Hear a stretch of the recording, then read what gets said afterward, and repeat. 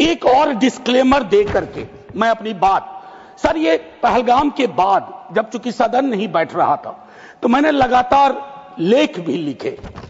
एक लेख लिखा था सर, यूनिटी इन ग्रीफ। इस देश की एक खूबसूरती है सर, कोई आपदा आती है, कोई सामूहिक इस प्रकार की चीज होती है, यह देश एक जैसा सोचने लगता है सर, एक जैसा सोचने लगता है। कोविड ने एक किया था, इस तरह के हादसे भी एक कर देते हैं हम लोगों को।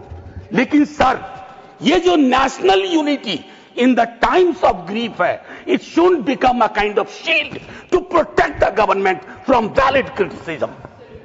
ये फर्क है ना सर, ये फर्क मैं समझता हूं कि एक परिपक्व लोकतंत्र में यह अंतर स्पष्ट होना चाहिए कि सैन्य सेवा और राजनीतिक नेतृत्व अलग अलग चीज है। कॉन्फ्लेट करते हैं पाकिस्तान के लोग। कल ही मिलिंद भाई बता रहे थे, यह हालांकि बहुत पिटा हुआ डायलॉग है कि all Nations have an army, Pakistani army has a nation. हमारी आर्मी की खूबसूरती रही, जैसा मानस ने कहा अभी, they don't wear any religion, any ideology on their sleeves, in their hearts, everywhere it is the tricolour.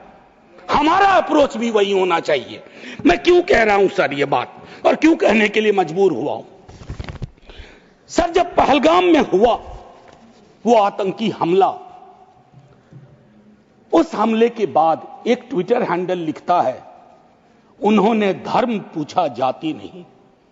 Sir लोग तो गवाए, हमने अपने लोग गवाए, 26 परिवार के चिराग बुझ गए, लेकिन भारत माता भी छलनी हो गई उस ट्वीट के बाद।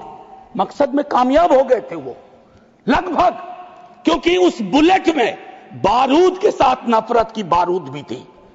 लेकिन भला हो इस मिट्टी का, इस हिंदुस्तान की मिट्टी का, उसने बारूद के साथ आए नफरत के उस संदेश को नकार के रख दिया।